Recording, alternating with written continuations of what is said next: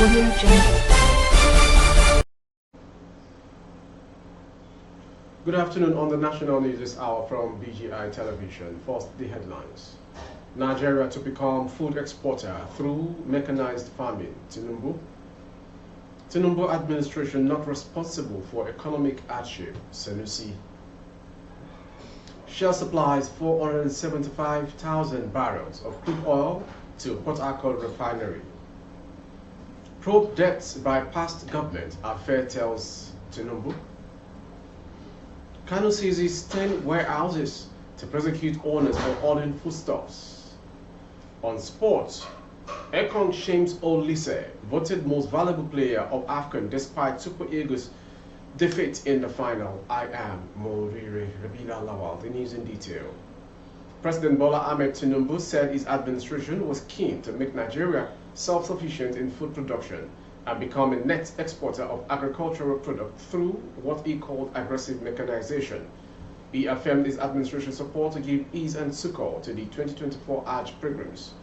In a statement signed by his special advisor on media and publicity, Ajuri Ngelale, Tinubu emphasized the importance of spiritual endeavors in nation building, vowing to support religious activities.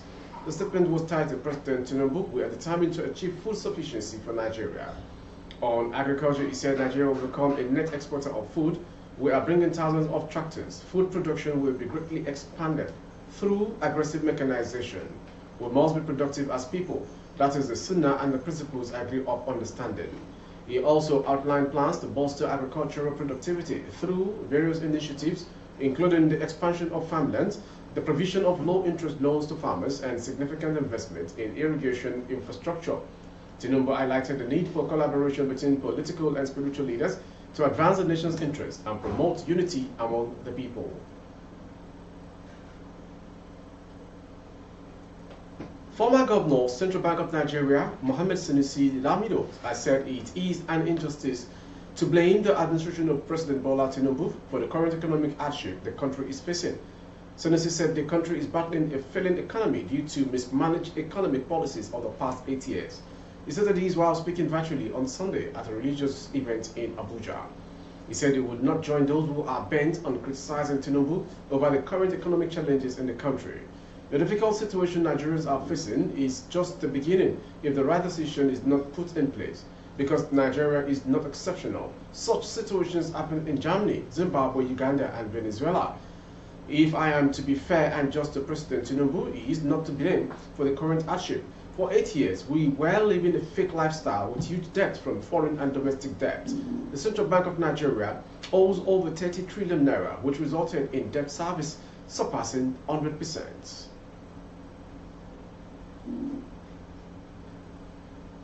Shell Petroleum Development Company of Nigeria Limited says it has completed a supply of over 475,000 barrels of crude oil to the Paka Refinery Company Limited through its Bonny Oil and Gas Terminal.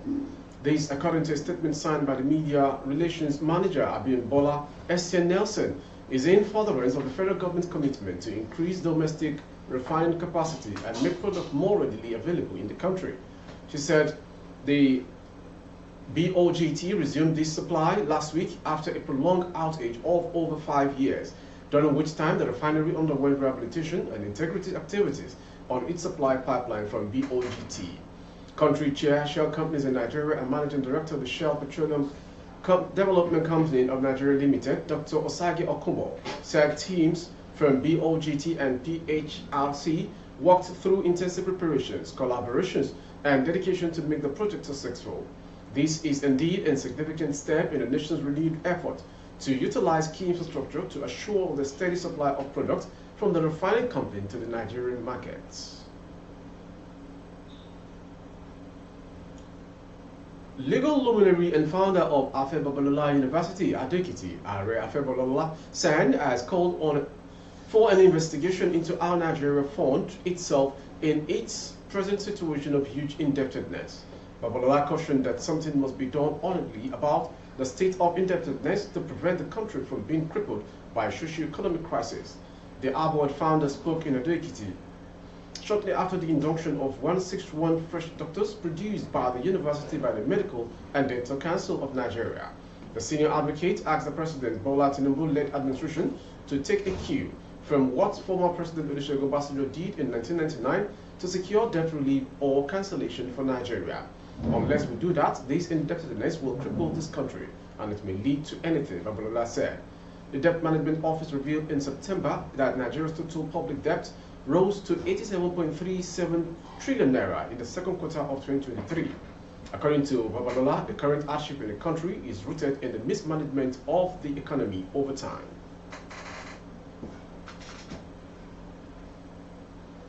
The Kano State Public Complaint and Anti-Corruption Commission confiscated 10 warehouses with ordered assorted foodstuffs in the Dawano area of Akintola local government area of the state. The chairman of the commission, Moi Magaji, disclosed this to newsmen shortly after confiscating the warehouses in Dawano International Grains Market, Singa Market, and Kwari Textiles Market. He said owners of the warehouses were nowhere to be found during the operation, but those opened were stacked full of commodities including spaghetti, rice, pasta, sugar, and other food items. The owners have been issued notice to report to the commission preparatory to facing charges before the court of law for their illegal activities. It was said that within a week, the price of rice had jumped from 52,000 to 61,000 naira per bag. From what we have done so far, we are certain that there is an impact. From here, we're going to make the market to ascertain the situation. From the north to north central, Benue State, the nation's food basket is trapped in an endless crisis. Residents of over 200 villages now find themselves targeted on a daily basis by heavily armed men, reportedly cloaked in military camouflage. Information gathered that over the past 3 months, the toll has been staggering, with over 500 lives allegedly lost within 3 local government areas in Benue South Senatorial District known as Idomaland. Villages in Otukpo, Akpa, and Agatu LGAs are bearing and bronze, with reports of marauders butchering several locals, leaving many homes completely burned down and numerous residents still missing. The perpetrators, however, remain elusive, with no one claiming responsibility for the heinous attacks, though locals point fingers at Fulani herdsmen. Agatu, which enjoyed relative peace in recent years, has once again been visited with bloodbath, extending to neighboring communities and local government areas like Akpa and Otukpo. The latest wave of violence that ravaged Agatu left communities like Ogumogo, Ipele, Ejima, Okokolo, Olegomaku, Olegoin Nahim, Ogoju, and so many others decimated with numerous lives lost.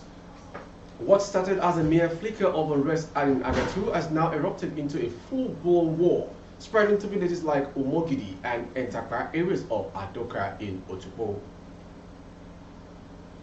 You are watching the national news from BGI television. Next to come from Ogun. No fewer than 4 persons have allegedly been killed, while one other was said to have escaped death as unknown persons reportedly abducted 5 men in Okinrija, Owode, Yewa, Ogun State. Information gathered that the quartet of Adamu Salis, 21, Ali Ubabugud, 24, Dahiru Salihu, 32, and Mohammed Abdullahi, 35, were the victim of Saturday's incident. According to information made exclusively available to correspondent by police source, the 4 others were abducted in a bush in the community. The police source said the dead bodies of the victims were found with ropes tied around each of the necks inside a bush along Sokoto Road in Ilobi, Vao, Owode, Yewa. An eyewitness identified as Saliu Amadu, who claimed to be the brother of the victims, was said to have told the Owode Yewa Divisional Police Headquarters that the 5 abductees were in bush with their cattle when some unknown men brought a vehicle that a certain chief in the community wanted to see them in. Unknown to them that there was no such call from anybody, information landed Amadu told the police that the 5 of them were said to have entered the said vehicle, and the men who drove the vehicle to the area and others entered and then drove off. They were taken to Sokoto Road, Ilobi, where the dead bodies of 4 out of 5 that left the bush were found. Amadu was quoted as having told the police. The corpses have been taken to General Hospital in Ilaro for autopsy. We are investigating the incident to unravel the reasons behind it. No car was stolen and nothing was taken from them, the state police spokesperson said.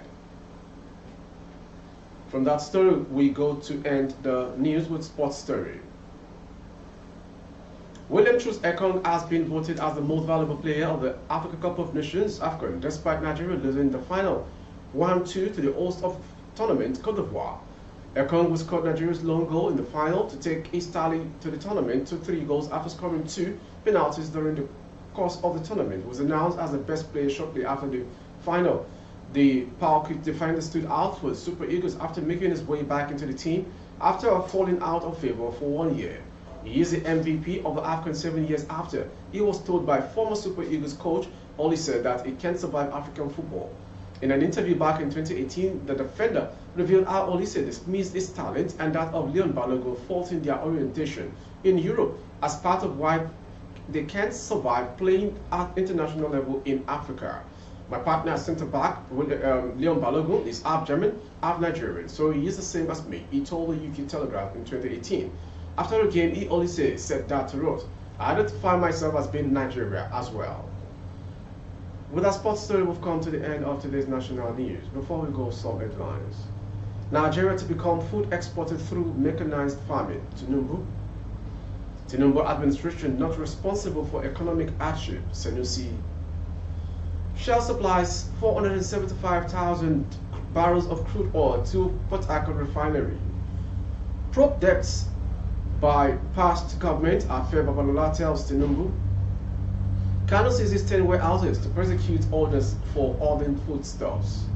On sport, Truce Ekong shames Olise, voted most valuable player of AFCON. For updates of our podcast on YouTube, our handle is Babatunde Imo Television. Kindly subscribe and click on the notification bell.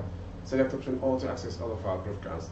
On Facebook, Bagidi Imo with Alawi Adebayo. Please like and follow the page. Thank you for watching. I am Moviri Rabila Lawal. Good afternoon.